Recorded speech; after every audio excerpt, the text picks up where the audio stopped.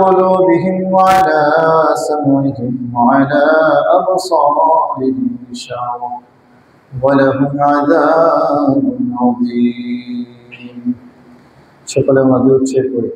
اللهم صل على محمد وعلى آل محمد كما صليت على إبراهيم وعلى آل إبراهيم إنك حميد مجيد.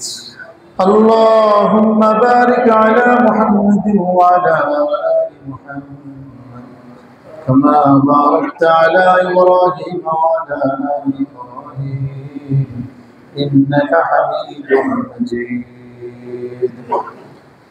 আল্লাহ পাক রব্বুল আলামিনের দরবারে আমরা শুকরিয়া আদায় করি যে মহান রব্বুল আলামিন আমাদের সকলকে ধারাবাহিক তাফসীরুল কোরআন মজলিসে বসার তৌফিক দান করেছেন। কোরআনের নূর গ্রহণ করার জন্য, কোরআন অনুযায়ী জীবনকে সাজানোর উদ্দেশ্যে কিছু কথা বলার এবং শোনার তৌফিক দান করেছেন। এজন্য আমরা সকলেই জোরে সোরে বলি আলহামদুলিল্লাহ। তাফসীরের ধারাবাহিকতায় আমাদের আলোচনা চলতেছিল সূরা বাকারা। গত সপ্তাহে 5 আয়াত পর্যন্ত হয়েছে আলহামদুলিল্লাহ। আজকে ইনশাআল্লাহ নিয়ত আছে 6 নম্বর আয়াত থেকে নিয়ে 15 নম্বর আয়াত পর্যন্ত আলোচনা করার। ওমা তাওফীক ইল্লা বিল্লাহ। 6 নম্বর আয়াতে আল্লাহ রাব্বুল আলামিন এখানে এই 6 এবং 7 নং আয়াতের মধ্যে আল্লাহ তাআলা কাফেরদের পরিচয় তুলে ধরেছেন। এই আয়াতগুলো এবং এর পূর্ববর্তী আয়াতের সঙ্গে একটা মুনাসাবাত বা একটা সম্পর্ক আছে। সম্পর্ক হলো যে পূর্ববর্তী 5টি আয়াতের মধ্যে আল্লাহ রাব্বুল আলামিন হেদায়েত বা পথ প্রদর্শনের গ্রন্থ হিসেবে কোরআনকে ঘোষণা করেছেন এবং সকল সন্দেহ এবং সংশয়ের ঊর্ধ্বে এই কোরআনকে স্থান দেওয়া হয়েছে। তারপরে এই কোরআনকে সকল সন্দেহ এবং সংশয়ের উপরে স্থান দেওয়ার পর আল্লাহ রাব্বুল আলামিন সেই সকল ভাগ্যবান ব্যক্তিদের আলোচনা করেছেন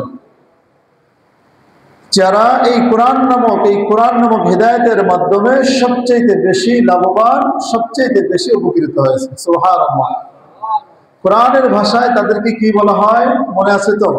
মুমিন মুত্তাকি বলা হয়। আল্লাহ রাব্বুল আলামিন সেই মুমিন মুত্তাকিদের গুণ, তাদের বৈশিষ্ট্য আলোচনা করেছেন এবং তাদের পরিণাম নিয়েও আলোচনা করেছেন। এরপরে আল্লাহ রাব্বুল আলামিনের পরবর্তী 15টি আয়াত, এর মধ্যে আল্লাহ রাব্বুল আলামিন যারা কোরআনকে অস্বীকার করে, এই কোরআনের অস্বীকারীদেরকে নিয়ে আলোচনা করেছেন। কোরআনকে যারা অস্বীকার করে এরা 2 শ্রেণীর। নাম্বার 1, যারা প্রকাশ্যে কোরআনকে অস্বীকার করে, যাদেরকে কাফের বলা হয়।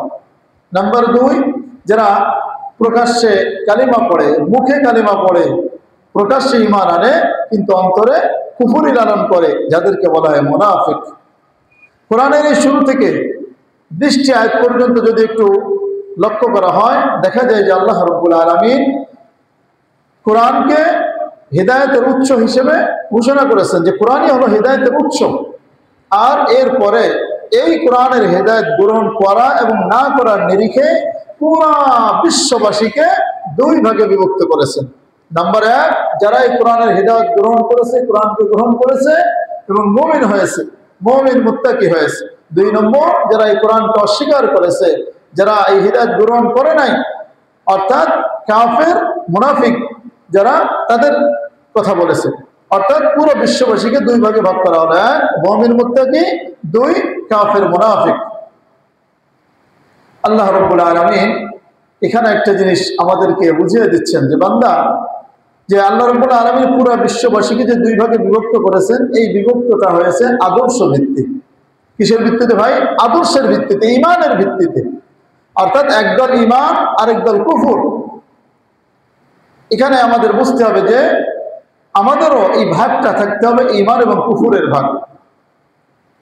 অতএব কোনো বংশ, কোনো গোত্র, কোনো দেশ, কোনো ভাষা, বর্ণ, ভৌগোলিক বিভক্তি, এগুলো মানব জাতিকে বিভক্তি করার কোনো ভেদ রেখা এবং কোনো মানদণ্ড হতে পারে না।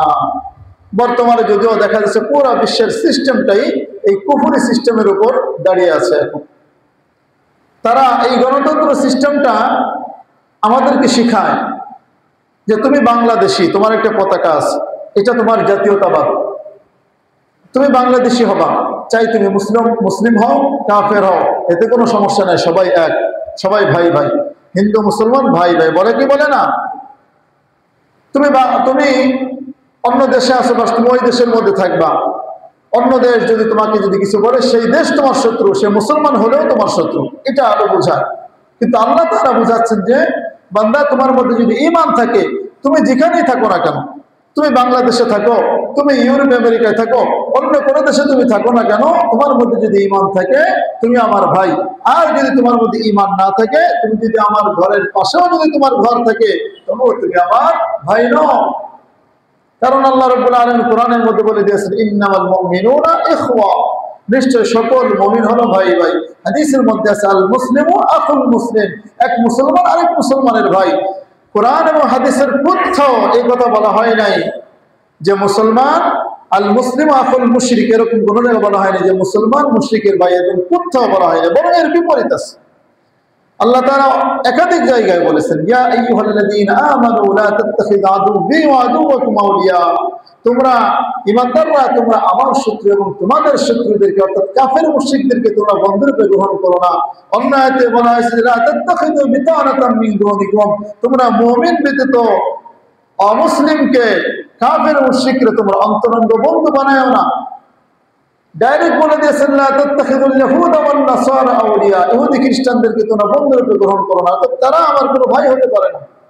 হাদিসের মধ্যে আছে, আল কুফরু মিল্লাতুন ওয়াহিদা, যে সমস্ত কুফরি শক্তি একটা ধর্ম, চাই সে হিন্দু হতে পারে, বৌদ্ধ হতে পারে, কাফের হতে পারে, খ্রিস্টান হতে পারে, ইহুদি হতে পারে, সবগুলো এক দল, আর মুসলমান এক দল। এটা আমাদের সামনে স্পষ্ট। বাংলাদেশে একটা দোয়াটাও আছে, হিন্দু খ্রিস্টান বৌদ্ধ ঐক্য ফ্রন্ট, নাম শুনেছেন আপনারা? এরকম আছে না? নাই, আছে, কিন্তু তার মধ্যে মুসলমান নাই। গত বছর এই 5ই জুলাই অর্থাৎ এই 5ই আগস্ট যখন বিজয় হলো, তারপরে একটা ছাত্র সেই বিষয়টা তুলে ধরছিল যে হিন্দুরা নিজেদেরকে সংখ্যালঘু বলে মিছিল করতেছে। আবার সে বলেছিল যে তুমি যে নিজেকে সংখ্যালঘু বলতেছো, আবার তোমরাই তো হিন্দু বৌদ্ধ খ্রিস্টান মিলে তোমরা ঐক্যফ্রন্ট করতেছো, আমরা মুসলমানকে বাদ দিয়েছি। তাহলে সংখ্যালঘু কারা হলো? মুসলমানরা হয়ে গেল। তো ভাইরা আমার, আমরা যতই আমরা কাফের মুশরিকদেরকে বন্ধু মনে করি না কেন, তাদেরকে ভাই মনে করি না কেন, তারা আদৌ কোনোদিন আমাদের ভাই হবে না, কিয়ামত পর্যন্ত তারা আমাদের বন্ধুও হবে না। যতই যে বাংলাদেশে মানবাধিকার নামে কমিশন চালু হয়েছে, এটা এসেছে মানবাধিকার নাম দিয়ে, নামটা তো সুন্দর, এরা মানবের অধিকার রক্ষা করবে এই নাম দিয়ে এসেছে, অথচ এরাই ফিলিস্তিনে হামলা করতেছে, এরা সিরিয়ার মানুষদেরকে হামলা করে মেরেছে। এরকম মুসলমানদের যত মুসলমান রাষ্ট্র আছে সবগুলো রাষ্ট্রে এই আমেরিকা একটা গ্যাঞ্জাম বাঁধায় রেখেছে, একটা ঝামেলা বাঁধায় রেখেছে। আর মানবতা আর মানব অধিকার রক্ষা করতে এসেছে আমার দেশে। এরা আসলে মূলত হিন্দু খ্রিস্টান ইহুদি অর্থাৎ মুসলিম ছাড়া আর যত দল আছে তাদের অধিকার রক্ষা করতে আসছে, মুসলমানদের অধিকার এরা রক্ষা করতে আসে না। কথা বলেন ঠিক কিনা ভাইরা? আমার জন্য বুঝতে হবে, কাফের মুশরিক কখনই আমার আপনার বন্ধু হতে পারে না। তাই আল্লাহ রাব্বুল আলামিন বুঝিয়ে দিচ্ছেন যে সমস্ত মানুষ দুই ভাগে বিভক্ত, এক মুমিন আর এক হলো অমুসলিম বা কাফের মুনাফিক মুশরিক। এটা আমাদের মাথায় রাখতে হবে ভাইরা আমার। এরপর আল্লাহ রাব্বুল আলামিন পূর্বের আয়াতগুলোতে মুমিন মুত্তাকিদের গুণ বৈশিষ্ট্য বর্ণনা করেছেন। এখান থেকে 6 এবং 7 নং আয়াতে আল্লাহ তাআলা কাফেরদের পরিচয় তুলে ধরেছেন, তাদের শাস্তি তুলে ধরেছেন। আল্লাহ তাআলা বলেন, ইন্নাল্লাযীনা কাফারু সাওয়াউন আলাইহিম আআনযারতাহুম আম লাম তুনযিরহুম লা ইউমিনুন। রব্বুল আলামিন বলতেছেন, নিশ্চয় যারা কুফরি অবলম্বন করেছে, যারা অস্বীকার করেছে, তাদেরকে প্রিয় হাবিব আপনি তাদেরকে ভয় দেখান আর না দেখান, এটা তাদের কাছে উভয়টি তাদের কাছে সমান। লা ইউমিনুন, এরা ঈমান আনবে না। খতামাল্লাহু আলা কুলুবিহিম ওয়া আলা সামঈহিম ওয়া আলা আবসারিহিম গিশাওয়া ওয়া লাহুম আযাবুন আযীম। ঈমান কেন আনবে না? ঈমান না আনার কারণ আল্লাহ তাআলা কোরআন আয়াতে বলতেছেন, রব্বুল আলামিন বলতেছেন এরা ঈমান আনবে না কারণ হলো এদের অন্তরে রব্বুল আলামিন সিল মোহর মেরে দিয়েছেন, তাদের চোখে এবং তাদের কানে পর্দা ফেলে দিয়েছেন। ওয়ালাহুম আযাবুন আযীম, তাদের জন্য আখিরাতে অপেক্ষা করছে বিরাট শাস্তি। আল্লাহু আকবার। কাফেরদের পরিচয় তুলে ধরেছেন এখানে। কাফের কারা? যারা কুফরি অবলম্বন করে। কুফরি কাকে বলে? কুফরের শাব্দিক অর্থ হলো মানাল কুফরি আস-সাতরু, গোপন করা। কুফরের অর্থ হলো গোপন করা। আরেকটা অর্থ হলো গায়রুশ শুকরি, অর্থাৎ না শুকরি করা, অকৃতজ্ঞতা প্রকাশ করা। একজন কাফের সে ইহসানকারীর ইহসান গোপন করে, যার কারণে এই কুফরকে কুফর বলা হয়। কারণ আল্লাহ রাব্বুল আলামিন দয়া করে মায়া করে আমাদেরকে সৃষ্টি করেছেন না? কাফেরদেরকে তো আল্লাহ তাআলা সৃষ্টি করেছেন। যেই আল্লাহ তাআলা আমাকে সৃষ্টি করেছেন, আমার সবকিছু দিয়েছেন, উচিত তো ছিল ইহসানকারী আল্লাহ তাআলা তার ইহসানের কি করা? কদর করা, ইহসান প্রকাশ করা। কিন্তু এর ইহসান প্রকাশ না করে গোপন করে কুফরি অবলম্বন করেছে। কুফরি বলা হয়, শরীয়তের পরিভাষায় কুফরি বলা হয় যে সকল বিষয়ের প্রতি ঈমান আনা ফরজ, সে সকল বিষয়ের কোনটি অস্বীকার করাকেই কুফরি বলা হয়। আর যারা এই কুফরি অবলম্বন করবে তাদেরকেই কাফের বলা হয়। এই আয়াতের মধ্যে আরেকটি শব্দ আছে ইনজার, অর্থাৎ ভয় দেখানো। ভয় দেখানোর ক্ষেত্রে আরবিতে অনেকগুলো শব্দ আছে, আত-তাখবীফ, আল খাউফ, আল ইনজার। কিন্তু এখানে আল্লাহ তাআলা ইনজার শব্দ ব্যবহার করেছেন কেন? একটু ভিন্নতা রয়েছে। ইনজারের অর্থ হলো যে দয়ার ভিত্তিতে কাউকে ভয় দেখানো। ভয় তো অনেকভাবে দেখানো হয়। কাউকে রাগের মাথায় ভয় দেখানো হয়, কাউকে দমানোর জন্য ভয় দেখানো হয়, কাউকে জুলুম করার জন্য ভয় দেখানো হয়। কিন্তু এখানে ইনজার ব্যবহার করা হয়েছে যে কেউ যেন কাউকে ভয় দেখায় দয়ার ভিত্তিতে। অর্থাৎ সমস্ত নবীরা যে মানুষকে দাওয়াত দিয়েছে আল্লাহর দিকে দয়ার ভিত্তিতে, যে এত উম্মত আমার সব কাফের মুশরিক হয়ে যাচ্ছে, এরা জাহান্নামের পথযাত্রী হয়ে যাচ্ছে, এরা যেন জাহান্নামে না যায় এদেরকে ফিরে আনার জন্য তোমরা জাহান্নামে যেও না, তোমরা আমার কাছে আসো, হিদায়াতের পথে আসো, আল্লাহর পথে আসো। এই দয়ার ভিত্তিতে জাহান্নামের শাস্তির ভয় নবীরা উম্মতদেরকে দিয়েছে। সুবহানাল্লাহ। এজন্য যে ব্যক্তি মানুষকে এই ডাকবে, জাহান্নামের ভয় দেখাবে দয়ার ভিত্তিতে, তাকে ভালো বানানোর জন্য, সেটাকে বলা হয় ইনজার। তো রব্বুল আলামিন এই কাফেরদের একটা পরিচয় তুলে ধরেছেন যে এরা, এদেরকে ভয় দেখান আর না দেখান, এরা কিন্তু ঈমান আনবে না। এরা ঈমান আনবে না, এদের অন্তরে মোহর মেরে দেওয়া হয়েছে। নবীজি সাল্লাল্লাহু আলাইহি ওয়াসাল্লাম, এমনকি সমস্ত নবী, তারা চায় যে তার কোনো একজন উম্মত যেন জাহান্নামে না যায়। তিনি চেয়েছিলেন, নবী সাল্লাল্লাহু আলাইহি ওয়াসাল্লাম চেয়েছিলেন যে আমার সকল উম্মত যেন হিদায়াত পেয়ে যায়, সবাই যেন কোরআন গ্রহণ করে, সবাই যেন হিদায়াত গ্রহণ করে, এই আশা সবসময় থাকতো। কিন্তু দাওয়াত দিতেন, কিন্তু কেউ গ্রহণ করতো না। আল্লাহ রাব্বুল আলামিন এই আয়াতগুলো নাযিল করেছেন নবীজি সাল্লাল্লাহু আলাইহি ওয়াসাল্লামকে তাসাল্লি দেওয়ার জন্য, সান্ত্বনা দেওয়ার জন্য। নবীজি সাল্লাল্লাহু আলাইহি ওয়াসাল্লামকে সান্ত্বনা দেওয়ার জন্য এই আয়াত নাযিল করেছেন যে নবীজি আপনি চিন্তা করেন না, আপনার দাওয়াতের কাজ আপনি দাওয়াত দেন, আপনি দাওয়াত দিতে থাকুন। কিন্তু এই যে কিছু কিছু কাফের রয়েছে, এরা ঈমান আনবে না, এদের বিষয়ে আপনার মন খারাপের দরকার নাই। কারণ এরা ঈমান আনবে না, ঈমান আনবে না কারণ এদের অন্তরে মোহর এঁটে দেওয়া হয়েছে। এখানে এই কাফের দ্বারা উদ্দেশ্য ছিল মক্কার মধ্যে যারা বড় বড় কাফের ছিল, আবু লাহাব, আবু জাহাল, এদের ব্যাপারে আল্লাহ নবী সাল্লাল্লাহু আলাইহি ওয়াসাল্লাম অনেক আগ্রহী ছিলেন যে এরা যেন ঈমান আনে, এরা যেন ঈমান আনে। কিন্তু আল্লাহ রাব্বুল আলামিন বলে দিচ্ছেন তোমার এত টেনশনের দরকার নাই, এরা ঈমান আনবে না। কারণ আল্লাহ তাআলা আয়াতের মধ্যে বলেন ওয়ালা ইন আতাইতাল্লাযীনা উতুল কিতাব বিকুল্লি আয়াতিন মা তাবিউ কিবলাতাক, এই সকল কাফেরদেরকে যদি আপনি সকল আয়াত সমূহ দিয়ে যদি এদেরকে দলিল দেন, তবুও মা তাবিউ কিবলাতাক, এরা আপনার কিবলা অনুসরণ করবে না। আল্লাহ রাব্বুল আলামিন আয়াতে আরো বলেন ফাইন্নামা আলাইকাল বালাগ ওয়া আলাইনাল হিসাব, আপনার শুধু দায়িত্ব প্রচার করা, মানুষের কাছে কোরআনের বাণী মানুষের কানে কানে পৌঁছে দেওয়া। ওয়ালাইনাল হিসাব। আর এই সকল মানুষ ঈমান গ্রহণ করবে কি করবে না, হিদায়াত গ্রহণ করবে কি করবে না, এই সকল বিষয়ের হিসাব নেওয়ার দায়িত্ব আমি আল্লাহর। সুবহানাল্লাহ। নবীর দায়িত্ব শুধু মানুষের কাছে পৌঁছে দেওয়া, সঠিক বিষয়টা তুলে ধরা। হিদায়াত তুমি গ্রহণ করবা না করবা হিসাব কার কাছে?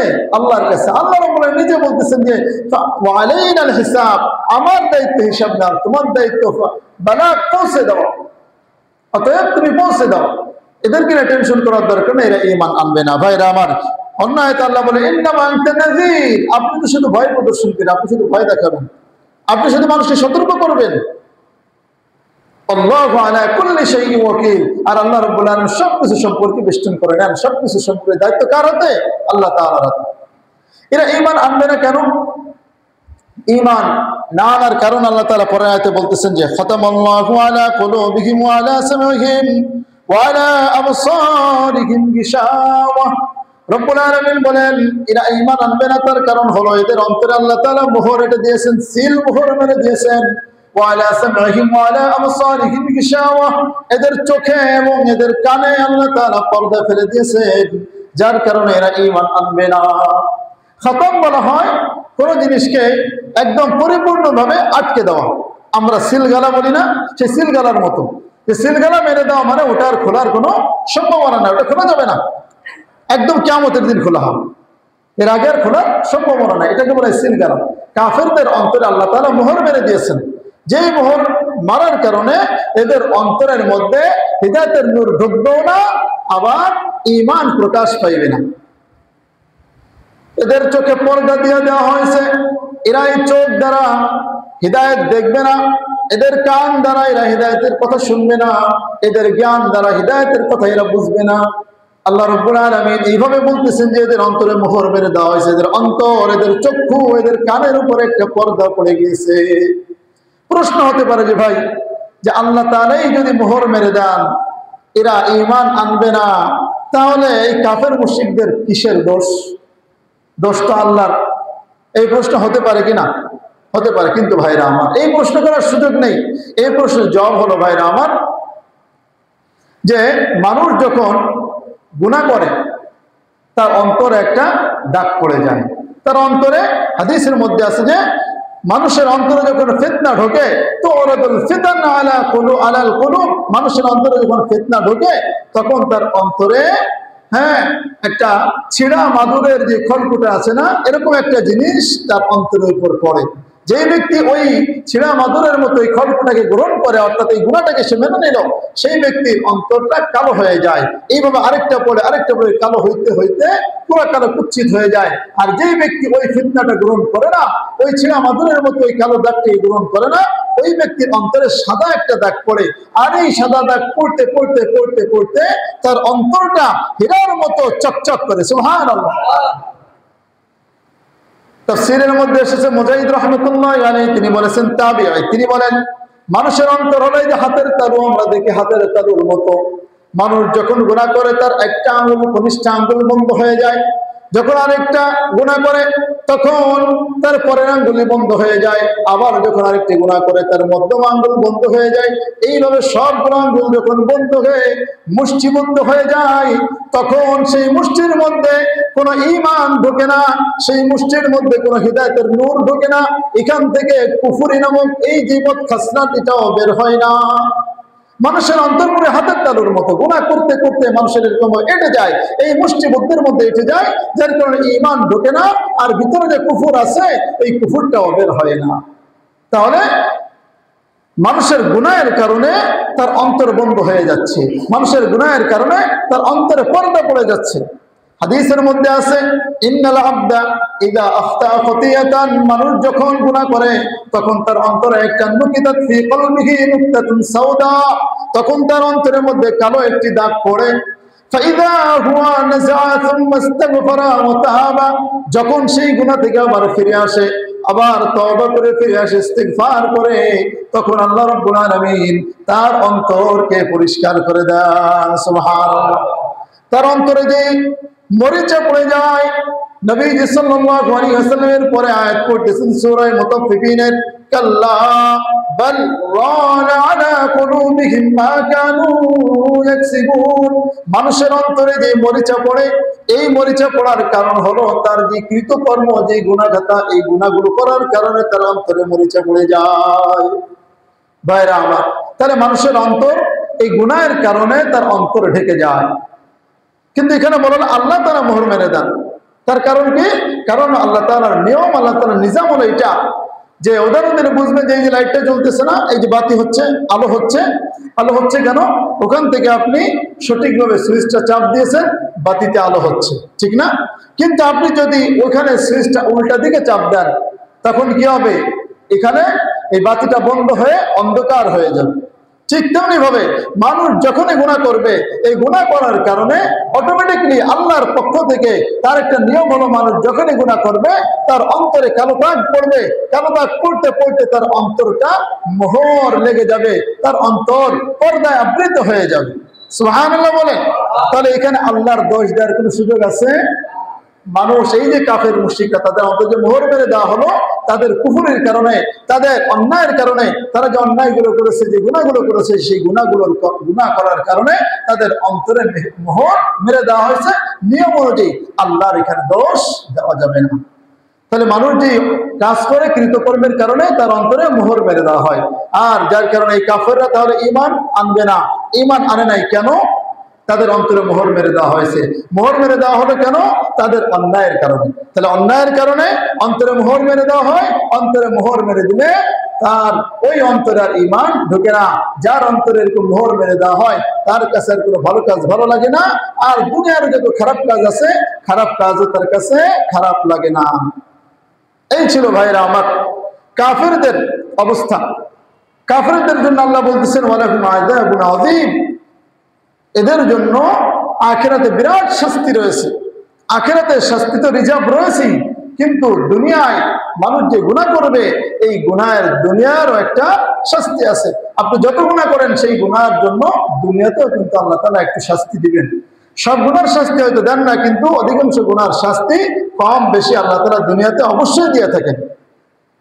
মানুষ গুনাহ করার কারণে তার দুনিয়ায় শাস্তি হলো। তাফসীর মাআরিফুল কোরআন এটা ধরেছে যে গুনাহ করলে মানুষের মধ্যে হিদায়াত গ্রহণ করার শক্তি, হক বিষয় গ্রহণ করার শক্তি, সামর্থ্য তার থেকে ছিনিয়ে নেওয়া হয়। এটা হলো তার জন্য একটা শাস্তি।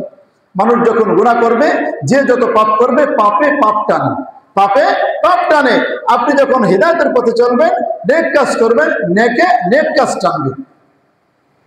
এটা আমার কথা না, আল্লাহ রাব্বুল আলামিন বলতেছেন সূরা তাওবার মধ্যে, ফাআম্মাল্লাযীনা আমানু ফাযাদাতহুম ঈমানা ওয়া হুম ইস্তাবশিরুন, যেই ব্যক্তি ঈমান গ্রহণ করবে, আল্লাহ রাব্বুল আলামিন তার ঈমান গ্রহণ করার কারণে তার অন্তরে তার ঈমান আরো বাড়ায় দিবেন। সুবহানাল্লাহ।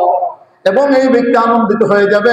ওয়া আম্মাল্লাযীনা কাফারু ফাযাদাতহুম ওয়া আম্মাল্লাযীনা ফী কুলুবিহিম মারাদুন ফাযাদাতহুম রিজসান ইলা রিজসিহিম, আর যেই ব্যক্তির অন্তরে ব্যাধি থাকবে, যেই ব্যক্তি গুনাহের কারণে কুফরি করবে, সেই ব্যক্তির মধ্যে আল্লাহ রাব্বুল আলামিন নাপাকির সাথে আরো নাপাকি বাড়িয়ে দিবেন। আল্লাহু আকবার বলেন।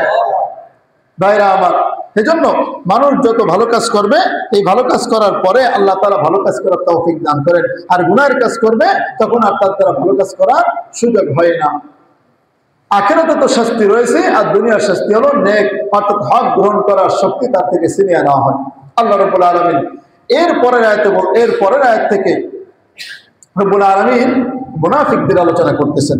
অস্বীকারীদের দুইটা দল মনে আছে তো, একটা কাফের আর একটা হলো মুনাফিক। সেই মুনাফিকদের আলোচনা করতেছেন। এইখান থেকে নিয়ে পুরা 20 নম্বর আয়াত পর্যন্ত 13টি আয়াতের মধ্যে মুনাফিকদের খাসলাতগুলো নিয়ে আলোচনা করা হচ্ছে।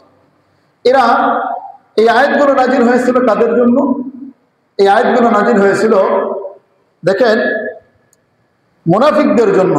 অর্থাৎ সে মুনাফিক হলো, যেমন আব্দুল্লাহ ইবনে উবাই ইবনে সুলাইল রাইসুল মুনাফিকিন, মুনাফিকদের সর্দার ছিল আব্দুল্লাহ ইবনে উবাই ইবনে সুলাইল। তারপরে মাতাব ইবনে কুসাইর, আল জাদ নামক এই ব্যক্তি, তিনজন এই কাফেরদের, মুনাফিকদের ব্যাপারে, এরা যখন মুমিনদের সঙ্গে দেখা করত, তখন ঈমানটা প্রকাশ করত যে আমরা তো মুমিন, আমরা তোমাদের সাথে আছি, আমরা মুমিন। এদের কারণে আল্লাহ তাআলা এই আয়াতগুলো নাজিল করে মুনাফিকদের পরিচয় আল্লাহ তাআলা তুলে ধরেছেন। কারণ দেখেন আল্লাহ রাব্বুল আলামিন এখানে কাফেরদের আলোচনা করেছেন মাত্র 2 আয়াতে, আর মুনাফিকদের আলোচনা করেছেন পুরো 13টি আয়াত। কেন? কারণ মুনাফিকরা হলো সবচেয়ে বিপজ্জনক। বলে না ঘরের শত্রু বড় শত্রু। কারণ কাফের যে ব্যক্তি প্রকাশ্যে ঘোষণা দিয়ে অস্বীকার করতেছে, একে তো চেনা যাচ্ছে, এর ক্ষতি থেকে বাঁচা যাবে। কিন্তু মুনাফিক সে তো আর প্রকাশ্যে বলতেছে না, মুখে মুমিন আর অন্তরে কুফরি। তাহলে এই ব্যক্তির ক্ষতি থেকে বাঁচাটা কঠিন হয়ে যায়। তাই আল্লাহ তাআলা এদের ব্যাপারে বিস্তারিত আলোচনা করেছেন যে মুনাফিকদেরকে ভালোভাবে চিনে রাখো, মুনাফিকদেরকে ভালোভাবে চিনে রাখো। তাই আল্লাহ তাআলা বলতেছেন, ওয়ামিনান নাসি মান ইয়াকুলু আমান্না বিল্লাহ ওয়া বিল ইয়াউমিল আখির ওয়া মা হুম বিমুমিনিন। কতক মানুষ আছে যারা বলে আমরা ঈমান এনেছি, আমান্না বিল্লাহি, যারা বলে বিআলসিনাতিহিম, যাদের মৌখিক জবানে তারা শুধুমাত্র বলে আমরা আল্লাহর প্রতি ঈমান এনেছি, ওয়া বিল ইয়াউমিল আখির, পরকালের প্রতি আমরা ঈমান এনেছি। রব্বুল আলামিন বলেন ওয়া মা হুম বিমুমিনিন, অথচ এরা মুমিন নয়। এরা মুখে বলতেছে আমরা ঈমান এনেছি, আর আল্লাহ বলতেছেন এরা মুমিন নয়। তাহলে মুনাফিকদের একটা বদ খাসলাত হলো যে এরা মিথ্যা কথা বলে। এরা কি বলে? মিথ্যা কথা বলে। ওদের প্রথম ভিত্তিটাই হলো মিথ্যা কথা। মুখে থাকবে একটা, অন্তরে থাকবে আরেকটা। এটা হলো মুনাফিকি। এই মুনাফিকি নিফাক এটা নিফাক বলা হয়। নিফাক সাধারণত দুই প্রকার। কয় প্রকার ভাই? দুই প্রকার। একটা হলো ইতিকাদি নিফাক, অর্থাৎ বিশ্বাসগত নিফাক। যারা এই বিশ্বাসগত নিফাক গ্রহণ করবে, অর্থাৎ অন্তরে কুফর থাকবে, মুখে ঈমান থাকবে, এরা চিরস্থায়ী জাহান্নামে যাবে, নাউযুবিল্লাহি মিন যালিক। আর একটা হলো নিফাকে আমালি, অর্থাৎ আমলগত নিফাক। বলবে একটা, করবে আরেকটা, আমলের মধ্যে উল্টাপাল্টা করবে। এমন ব্যক্তি হলো ফাসিকের অন্তর্ভুক্ত হবে। বাইরে আবার মদিনায়, মক্কায় থাকা অবস্থায় এই মুনাফিকদের কোনো উৎপত্তি হয়নি, মুনাফিক ছিল না। মদিনায় আসার পর এই মুনাফিকদের উৎপত্তি হয়েছে। কিভাবে হলো? মদিনায় আসার পরে নবীজি সাল্লাল্লাহু আলাইহি ওয়াসাল্লাম মক্কায় থাকা অবস্থায় এই মদিনায় দুইটা গোত্র ছিল প্রসিদ্ধ, আউস এবং খাজরাজ। এই দুই গোত্র তারা যুগ যুগ ধরে নিজেদের মধ্যে ঝগড়া বিবাদে লেগে থাকতো। এই দুই গোত্র নবীজি মক্কায় থাকা অবস্থায় দুই গোত্রের প্রতিনিধি এসে তারা বায়াত গ্রহণ করে মুসলমান হয়ে যায় এবং নবীকে দাওয়াত দেয় যে আপনি মদিনায় আসেন, আমরা সবাই মিলে আপনার উপর ইসলাম, আমরা আপনার ঈমান আনবো, আমরা মুসলমান হয়ে যাব। তো এই দুই গোত্রের মধ্যে ঝগড়া লেগেই থাকতো। ঝগড়া লেগে থাকা সত্ত্বেও এই আব্দুল্লাহ ইবনে উবাই ইবনে সুলুল নামক এই ব্যক্তি ছিল আউস গোত্রের লোক, কিন্তু এই দুই দলের লোকই এই আব্দুল্লাহ ইবনে উবাই ইবনে সুলুলকে তারা নেতা হিসেবে মানত, তাকে সম্মান করত। এক পর্যায়ে এই দুই দলের মধ্যে এই আব্দুল্লাহ ইবনে উবাই ইবনে সুলুল সে বাচ্চা হওয়ার একটা স্বপ্ন সে দেখতে লাগলো। কিন্তু নবী সাল্লাল্লাহু আলাইহি ওয়াসাল্লাম যখন মদিনায় আসলো, নবীজির কাছে এসে একে একে সবাই মুসলমান হতে লাগলো। মানুষ যখন মুসলমান হয়ে যেতে লাগলো, তখন আব্দুল্লাহ ইবনে উবাই ইবনে সুলুলের যে আশার গোড়ে বালি পড়ে গেল। সে মনে করলো হায়, আর বাচ্চা হওয়া যাবে না, এদের মধ্যে আর নেতামি করা যাবে না, কারণ এটা মুসলমান হয়ে যাচ্ছে। আর মানুষ যখন মুসলমান হয়ে যাচ্ছে, নেতা মানতেছে কাকে? মুহাম্মদ সাল্লাল্লাহু আলাইহি ওয়াসাল্লামকে। অতএব ওর আর নেতা হওয়ার সুযোগ থাকলো না। কি করবে এখন? এখন সে প্রকাশ্যে ঘোষণা দিল আমি ঈমান গ্রহণ করেছি, আর অন্তরে কুফরি লালন করলো। নিজের কিছু দল ছিল, তাদেরকে এই কথা বাতলে দিল যে আমি কিন্তু মুখে ঈমান এনেছি, অন্তরে কুফরি লালন করেছি, তোমরা আমার সাথে থাকো। এই যে একটা দল শুনলো, রাতারাতি একটা মুনাফিকের দল এই মদিনায় আসার পরে কায়েম হয়ে গেল। এইভাবে মুনাফিকি শুরু হয়ে গেল। ভাইরা আমার, এই মুনাফিকদের প্রথম খসলাত আল্লাহ তাআলা বলতেছেন যে এরা হলো প্রথমে এরা সব জায়গায় মিথ্যা কথা বলবে। এদের মুখের কথা আর অন্তরের অন্তর এটা ভিন্ন থাকবে। মুখের কথা আর অন্তরের কথা পুরোপুরি বিপরীত থাকবে। এরা কখনো সত্য কথা বলবে না। ওয়ামিনান নাসি মান ইয়াকুলু আমান্না বিল্লাহ ওয়া বিল ইয়াউমিল আখির ওয়া মা হুম বিমুমিনিন। এরা বলে আমরা ঈমান এনেছি, আল্লাহর প্রতি, পরকালের প্রতি আমাদের বিশ্বাস স্থাপন আছে, কিন্তু আল্লাহ রাব্বুল আলামিন বলেন এরা মুমিন নয়, এরা হলো মুনাফিক। আল্লাহ তাআলা মুনাফিকের পরিচয় দিয়েছেন। এটা আরেকটা বদ খাসলাত সামনে বলা হচ্ছে যে ফি কুলুবিহিম মারাদুন ফাযাদাহুমুল্লাহু মারাদা, যে এদের মুনাফিকদের একটা খাসলাত হলো বা এদের সমস্যা হলো এদের অন্তরে হলো ব্যাধি। এদের অন্তর কি ভাই? ব্যাধি, রোগ ব্যাধি রয়েছে এদের অন্তরে। তাফসীরের মধ্যে আসে যে মারাদ দ্বারা উদ্দেশ্য, এই ব্যাধি দ্বারা উদ্দেশ্য হলো কুফরি, নিফাকি, যত ধরনের অন্যায় আছে, কুল্লুমা আছে, সবগুলো হলো এই অন্তরের ব্যাধি। মানুষের অন্তরে যখন এই রোগগুলো আসে, তখন আল্লাহ তাআলা তার মধ্যে রোগ আরো বাড়ায় দেন। যেমন একটু আয়াত করেছি যে ব্যক্তি ঈমান আনবে তার মধ্যে আল্লাহ তাআলা ঈমান বাড়ায় দিবেন। যেই ব্যক্তি হিদায়াত গ্রহণ করবে, অন্যায়তে বলে আল্লাযীনা ইহতাদাউ হুদা, যে আল্লাহ যেই ব্যক্তি হিদায়াত গ্রহণ করবে ফাযাদাতহুম ঈমানা, ওই ব্যক্তির অন্তরে আল্লাহ তাআলা তার ঈমান আরো বাড়ায় দিবেন। বলেন সুবহানাল্লাহ। তো এদের একটা বদ খাসলাত হলো যে এরা এদের অন্তরে বেদি হবে, আর এই বেদি হওয়ার কারণে এরা ঈমান গ্রহণ করতে পারবে না। এরা এই কুফরের কারণে এরা আর ঈমান গ্রহণ করতে পারবে না, এই বেদি থাকার কারণে। ফি কুলুবিহিম মারাদুন ফাযাদাহুমুল্লাহু মারাদা ওয়া লাহুম আযাবুন আলীমুন বিমা কানু ইয়াকযিবুন। এদের অন্তরে বেদি রয়েছে, মুনাফিকদের অন্তরে, যার কারণে এরা কুফরে অবলম্বন করেছে, এরা ঈমান গ্রহণ করে নাই। কিয়ামতের দিন এদের জন্য রয়েছে তাদের কৃতকর্মের কারণে, তাদের মিথ্যা প্রতিপন্ন করার কারণে যন্ত্রণাদায়ক শাস্তি। বলেন নাউযুবিল্লাহ। এজন্য মুনাফিক যারা হবে তাদের জন্য কি রয়েছে ভাই? যন্ত্রণাদায়ক শাস্তি রয়েছে, তাদের জন্য কঠিন যন্ত্রণাদায়ক শাস্তি রয়েছে। ফি কুলুবিহিম মারাদা ফাযাদাহুমুল্লাহু মারাদা ওয়া লাহুম আযাবুন আলীমুন বিমা কানু ইয়াকযিবুন। ভাইরা আমার, এজন্য অন্তরের বেদি, অন্তরের মধ্যে যেন বেদি ঢুকতে না পারে সর্বদা সজাগ থাকতে হবে। আপনার ঘর যেমনি ভাবে আপনি আটকে রাখেন রাত্রে বেলা যেন কোনো চোর ডাকাত ঢুকতে না পারে, ঠিক তেমনি ভাবে আপনার অন্তরের দরজাটাও বন্ধ রাখতে হবে, যেন কোনো কুফরি ঢুকতে না পারে, যেন কোনো অন্যায় কাজ আপনার অন্তরে আসতে না পারে, যেন কোনো ধরনের গুনাহ যেন আপনার দ্বারা না হতে পারে। এই জন্য সর্বদা সজাগ থাকতে হবে, কোন মুনাফিকি, কোন নিফাকি যেন আমার আপনার অন্তরে না ঢুকে। এই জন্য আল্লাহ রাব্বুল আলামিন এদের কথা উল্লেখ করতেছেন। এরপরে আয়াতে আল্লাহ রাব্বুল আলামিন এদের একটা ভুলের আলোচনা করেছেন। এরা নিজেদের ফাসাদকে, নিজেদের অন্যায়কে ইসলাহ বলে প্রকাশ করত, কাজ করতো খারাপ, বলতো আমরা ভালো করেছি, সমাজের মধ্যে ফিতনা সৃষ্টি করতো, ফাসাদ সৃষ্টি করতো, আর বলতো আমরা তো ভালো কাজ করতেছি। তাই আল্লাহ রাব্বুল আলামিন এদের এই খাসলাতের কথা উল্লেখ করে বলতেছেন, ওয়া ইযা কিলা লাহুম লা তুফসিদু ফিল আরদ। মুনাফিকদেরকে যখন বলা হলো, ওয়া ইযা কিলা লাহুম ওয়া ইযা কিলা লিল মুনাফিকিন, যখন তাদেরকে বলা হলো লা তুফসিদু ফিল আরদ, জমিনের মধ্যে তোমরা ফাসাদ সৃষ্টি করো না।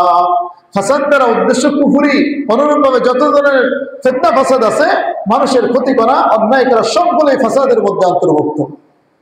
তোমরা জমিনে ফাসাদ সৃষ্টি করো না। যখন তাদেরকে এই কথা বলা হলো, তখন তারা বলতো, আরে আমরা তো ফাসাদ সৃষ্টি করি না। ক্বালু ইন্নামা নাহনু মুসলিহুন, আরে আমরা তো সংশোধনকারী, আমরা তো এই ফিতনা ফাসাদ দূরকারী। এখনো কিছু মানুষ কিন্তু এরকম বলে, হ্যাঁ, যত ধরনের অন্যায়, খুন গুম সবকিছু করতেছে, আর মাইকের সামনে এসে বলতেছে আমরা শান্তি চাই, আমরা শান্তি চাই, আমরা শান্তি প্রতিষ্ঠা করতে চাই। এরকম আছে না নাই? ভাইরা আমার, এই কাফের মুশরিকদের একটা মৌখিক, এই তো মানবাধিকার যে কমিশন, এটাও এরকম একটা বিষয়। এরা বলে আমরা মানবাধিকার, আমরা মানুষের প্রতিষ্ঠা করব, কিন্তু মূলত এরা ফিতনা ফাসাদ করার জন্য এসেছে। এরা বলে যে তোমরা দুনিয়া ফিতনা ফাসাদ করো না। এই তো কিছুদিন আগে ইসরায়েলের যেই শয়তান নেতাহু, হ্যাঁ, যে ইসরায়েলের প্রেসিডেন্ট, সে বলেছিল যে আমরা ফিলিস্তিনে কিছু টেররিস্ট আছে, জঙ্গি আছে, তাদেরকে হত্যা করার জন্য হামলাগুলো করতেছে। বলেন নাউযুবিল্লাহ। কত বড় ডাহা মিথ্যা কথা। অর্থাৎ ওরা মুসলমানদেরকে টেররিস্ট মনে করে, মুসলমানদেরকে জঙ্গি সন্ত্রাস মনে করে, ওরা সন্ত্রাসী করে, আবার বলতেছে যে আমরা শান্তি চাই, আমরা শান্তি কায়েম করতে চাচ্ছি। তার মানে ওরা যে অন্যায়গুলো করে, সেই অন্যায়গুলো ঢাকার জন্য, সেই অন্যায়গুলোর বৈধতা পাওয়ার জন্য এরা বলে আমরা তো শান্তিকামী, আমরা শান্তি প্রতিষ্ঠা করতে চাই। শান্তি প্রতিষ্ঠা কি মানুষ মাইরা? শান্তি প্রতিষ্ঠা কি নিরস্ত্র মানুষকে মারতেছে, শিশু, হ্যাঁ, নারী, সবাইকে, বিরুদ্ধদেরকে মারতেছে। ভাইরা আমার, যুদ্ধের যত নীতি আছে, অন্যতম একটি নীতি হলো যে যুদ্ধে যারা যুদ্ধ করতে আসবে তারা তাদেরকে হত্যা করবে, কিন্তু কোনো নারী শিশুকে হত্যা করা হবে না, কোনো বৃদ্ধকে হত্যা করা হবে না। এটা হলো যুদ্ধের একটা চিরাচরিত নিয়ম, কিন্তু এরাই নিয়ম ভঙ্গ করে বলতেছে যে আমরা শান্তি চাই। এই কাফের মুশরিকদের, এই মুনাফিকদের একটা অবস্থা, যেটা করবে অন্যায়, বলবে আমরা সংশোধন করতেছি, আমরা ইসলাহ করতেছি।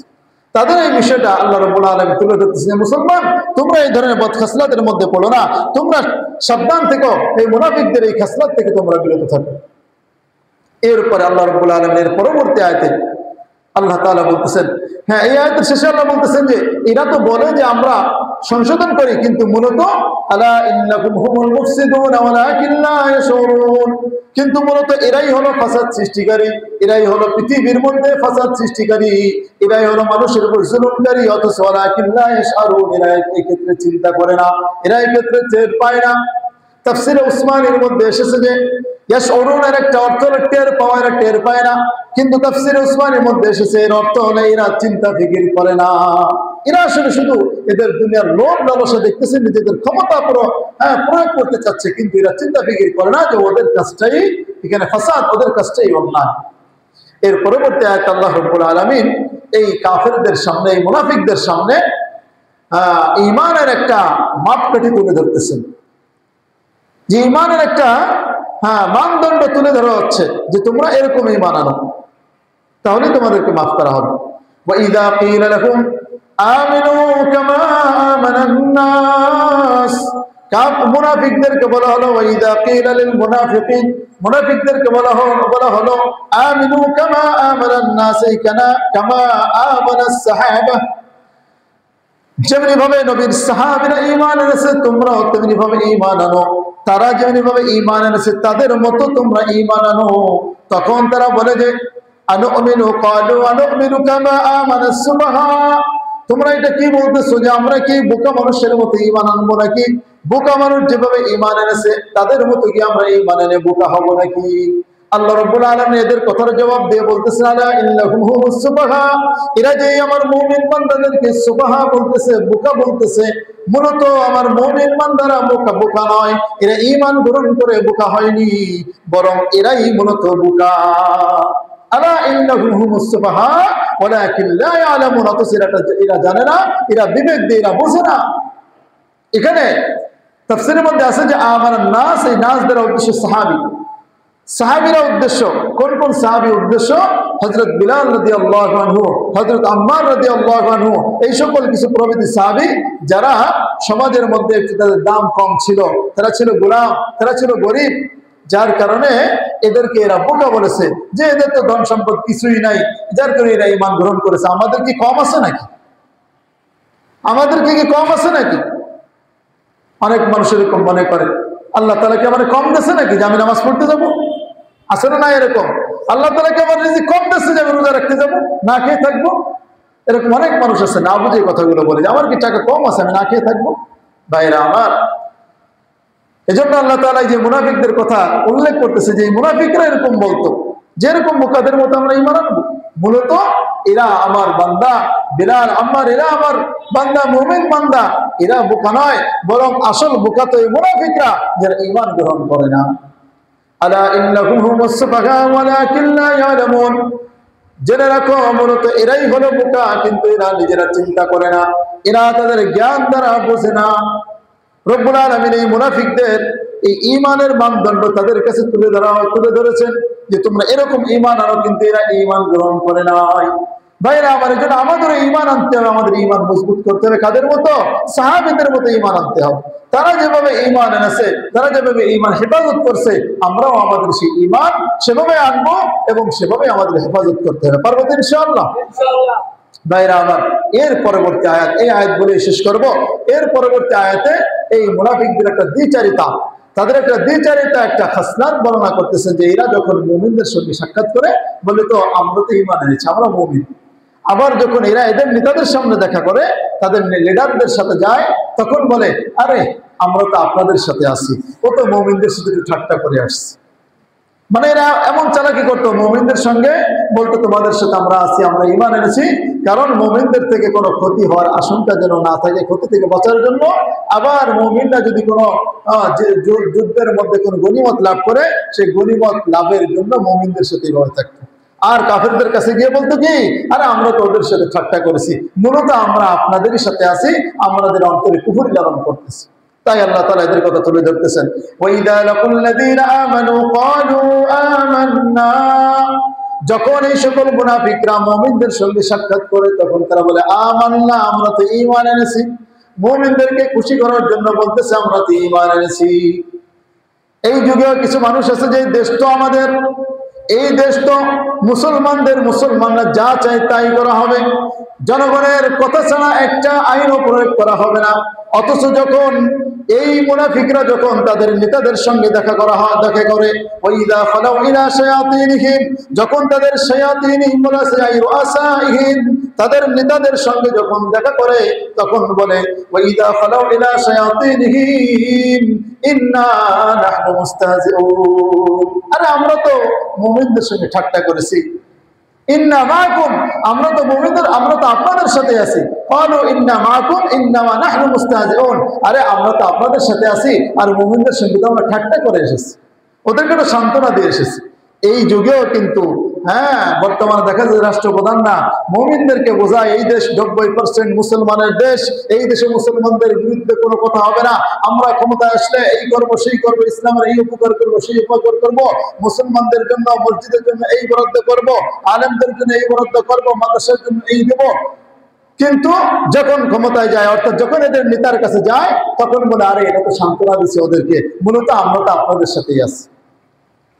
যার কারণে এই মানবাধিকার এই কমিশন চালু হয়েছে মুসলমানদের সামনে, বাংলাদেশের কোনো মানুষের সঙ্গে কোনো পরামর্শ করা হয়নি। এরা হলো মুনাফিক, এরা নাম্বার 1 মুনাফিক। এই মুনাফিকরা নবীর জামানার মুনাফিকরা একই আচরণ করত। শায়াতিনহিম, আল্লাহ তাআলা ব্যবহার করেছে, অর্থাৎ এদের লিডার যারা, শায়াতিনহিম মানে এদের কাফের মুশরিক যারা লিডার রয়েছে। সাহাবীরা জিজ্ঞেস করে, ইয়া রাসূলুল্লাহ, মানুষের মধ্যেও কি কোনো শয়তান আছে নাকি? বলে হ্যাঁ, মানুষের মধ্যেও শয়তান আছে। এরা হলো এই কাফের মুশরিকরা। কোরআনের মধ্যেই তো আছে, আল্লাহ তাআলা বলেছেন যে মিনাল জিন্নাতি ওয়ান নাস, মানুষ শয়তান এবং জিন শয়তান থেকে তোমরা পানা চাও। আল্লাহ তোমার কাছে আমরা মানুষ শয়তান এবং জিন শয়তান থেকে পানা চাই।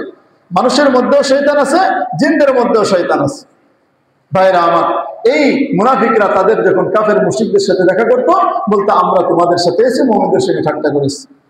আল্লাহ রাব্বুল আলামিন এই কথার জবাব দিয়েছেন, আল্লাহু ইস্তাজিউ বিহিম ওয়া ইয়ামুদ্দুহুম ফি তুগয়ানিহিম ইয়ামাহুন। রব্বুল আলামিন বলেন, এরা যে মুমিনদের সঙ্গে ঠাট্টা করার কথা বলে, মূলত আমার আল্লাহ রব্বুল আলামিন এদের সঙ্গে কৌশল অবলম্বন করছেন। আল্লাহু আকবার বলেন। আল্লাহু ইস্তাজিউ বিহিম ওয়া ইয়ামুদ্দুহুম ফি তুগয়ানিহিম ইয়ামাহুন। রব্বুল আলামিন বলেন, আল্লাহ তাআলা এদের সঙ্গে কৌশল অবলম্বন করতেছেন, এদেরকে আল্লাহ তাআলা ঢিল দিচ্ছেন। এরা যেই অন্যায়ের মধ্যে আছে, অন্যায়ের মধ্যে উদ্ভ্রান্ত অবস্থায় এদেরকে ছেড়ে দিয়েছেন। আল্লাহ তাআলা বলতেছেন যে এরা মনে করতেছে যে আমরা পার পেয়ে যাচ্ছি, মুমিনদের সঙ্গে ঠাট্টা করতেছি। আল্লাহ বলেন, আমি এদেরকে ঢিল দিচ্ছি, এদের অন্যায়, এদের অবিচারের মধ্যে আমি একটু ছেড়ে দিচ্ছি, একটু ঢিল দিই। এরা মনে করে আমাদের তো কোনো ক্ষতি হয় না, আমরা তো বেঁচে যাচ্ছি, কিন্তু আল্লাহ তাআলা এদেরকে ঢিল দিচ্ছেন। আল্লাহ তাআলা যেদিন ধরবেন, আল্লাহ তাআলা যেদিন ধরবেন, ইন্না বাতশা রাব্বিকা লাশাদীদ, সেদিন এই সকল মুনাফিকদের দল সেদিন পালাবার পথ পাইবে না। আল্লাহ তাআলা সেটাই বুঝিয়ে দিচ্ছেন যে এই মুনাফিকরা যতই নিজেদেরকে নিরাপদ মনে করুক না কেন, মুমিনদের সঙ্গে ঠাট্টা করতেছে, ধোঁকা দিচ্ছে, কাফিরদের সঙ্গে তলে তলে সম্পর্ক রাখতেছে, মূলত আল্লাহ তাআলা এদেরকে একটু ঢিল দিচ্ছে। আল্লাহ বুঝাচ্ছে, যাও একটু ঢিল দিলাম তোমাদেরকে, একটু ঢিল দিচ্ছি, কিন্তু যেদিন টান দেবো সেদিন বুঝবা, সেদিন বুঝবা যে তোমাদের কি অবস্থা হয়। আল্লাহ তাআলা এটাই বুঝিয়ে দিচ্ছেন যে মুনাফিকদের অবস্থা হবে এমন, সবচেয়ে খারাপ অবস্থা হবে মুনাফিকদের। আল্লাহ তাআলা এক আয়াতের মধ্যে বলেন, ইন্নাল মুনাফিকিনা ফিদ দারকিল আসফালি মিনান নার, যে মুনাফিকরা তারা থাকবে জাহান্নামের তলদেশে।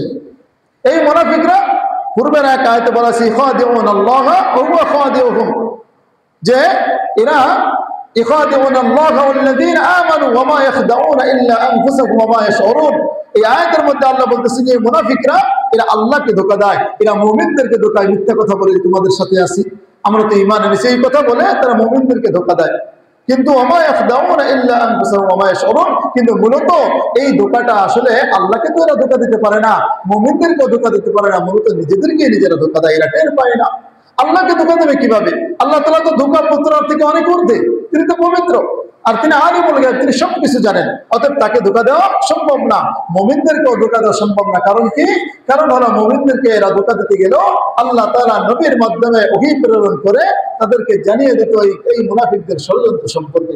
যেমনি ভাবে এরা নবীকে এবং মুমিনদেরকে ডেকেছিল যে আসো আমরা সন্ধি করি, কিন্তু এরা মূলত নবীকে ধ্বংস করার জন্য উপর থেকে পাথর ফেলে তাকে মারার জন্য এরা ষড়যন্ত্র করেছিল। আল্লাহ তাআলা ওহী নাযিল করে জানিয়ে দিলেন যে তুমি এখান থেকে সরে যাও, এরা কিন্তু তোমাকে মারার ষড়যন্ত্র করতেছে। তাহলে এই মুনাফিকরা মুমিনদেরকেও ষড়যন্ত্র, মুমিনদেরকেও ক্ষতি করতে পারবে না, ধোঁকা দিতে পারবে না, আল্লাহকে তো দিতেই পারবে না। তাহলে এই ধোঁকাটা যাবে কোথায়? যাইতে তো হবে এক জায়গায়। আল্লাহ তাআলা বলছেন, ওয়া মা ইয়াখদাউনা ইল্লা আনফুসাহুম ওয়া মা ইয়াশউরুন, এই ধোঁকা মূলত নিজেরা নিজেদেরকেই দিচ্ছে, নিজের পায়ে নিজেরাই ওড়াল মারতেছে।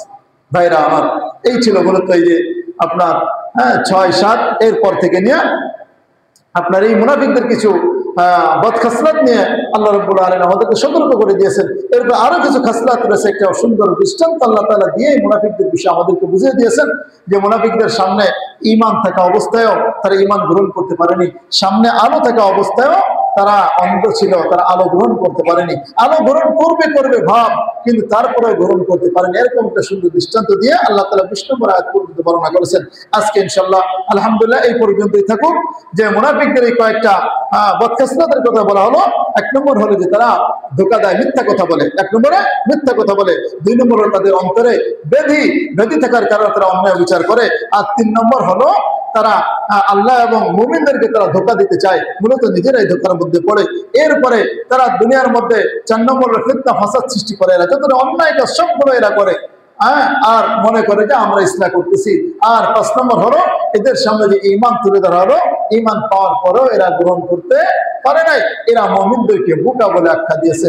6 নম্বর হলো এরা মুমিনদের সঙ্গে আরো প্রতারণা করেছে, মুমিন এবং তাদের নেতা যারা কাফের মুশরিকদের সঙ্গে এরা তলে তলে সন্ধি করেছে। আর 7 নম্বর হলো যে আল্লাহ তাআলা এদেরকে ডিলের মধ্যে দিয়েছেন, একটু ডিল দিয়েছেন, একসময় আল্লাহ তাআলা টান দিবেন। এরা যতই নিজেদের ইসের মধ্যে আল্লাহ তাআলা বলেন যে তুগিয়ান কিয়ামন, এদেরকে উদ্ভ্রান্ত অবস্থা ছেড়ে দিয়েছে, এরা ঘুরতে থাকুক, যত বড় অন্যায় বিচার করুক, কিন্তু আমি এক সময় ধরবো। এরা যতই ঠাট্টা করুক না কেন মুমিনদের কাছে, কিন্তু আমি আল্লাহ এদের সঙ্গে কৌশল অবলম্বন করতেছি, এদেরকে ঢিল দিচ্ছি, এক সময় টান দিয়ে এদেরকে ধ্বংস করবো। এই প্রায় 6টি খাসলাত মুনাফিকদের আলোচনা করা হলো। আমরা চেষ্টা করবো এই ধরনের কোনো খাসলাত যেন আমাদের মধ্যে না আসে।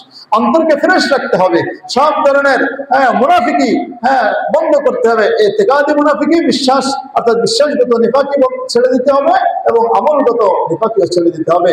সর্বদা মনকে ফ্রেশ রাখতে হবে, গুনাহমুক্ত জীবন গড়তে হবে, অন্তরের মধ্যে কোনো কালো দাগ যেন পড়তে না পারে সেই চেষ্টা করতে হবে। আল্লাহ তাআলা আমাদের সকলকে তৌফিক দান করেন। আমিন। আখির দাওয়ানা আলহামদুলিল্লাহি রাব্বিল আলামিন।